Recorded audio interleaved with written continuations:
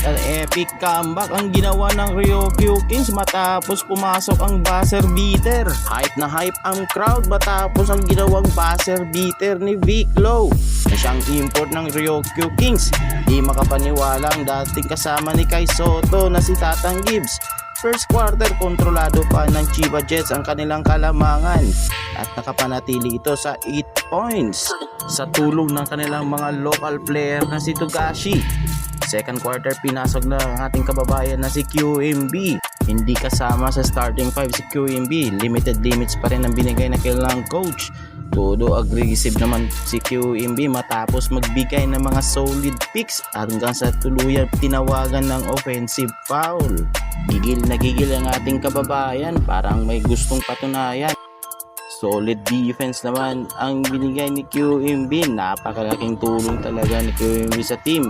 Hindi makaporma ang mga big man sa kabilang team.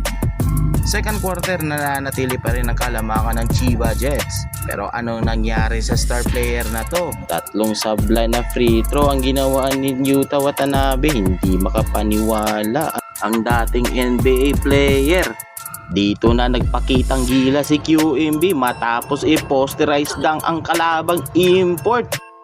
Ito na pabilib ang dating NBA player na si Yuta Watanabe. Still, lamang pa rin ang Chiba Jets 61-50 hanggang sa may baba nga ito ng Ryokyu Kings pag sa dalawa matapos ang crucial layup ng kanilang point guard na si Ishigawa 63-61. Balik ang bola sa Chiba Jets. Dito nagka-crucial turnover kanilang import na si Little. At ikinonvert naman ito sa kabila ni Vic Low. Tabla sa 63. 43 seconds left. Time out ulit ang Chiba Jets. Nagkaroon ulit ng pagkakataon. Ngunit hindi nila naipasok yung kanilang play. Dito nagkaroon ng pagkakataon si Vic Low na maipasok yung buzzer beater. Sa huli, panalo ang Ryokyu Kings 65-63. Di makapaniwala si Yuta Watanabe maging si Yugi Togashi. 2 straight losses si QMB sa kaniyang B-League game.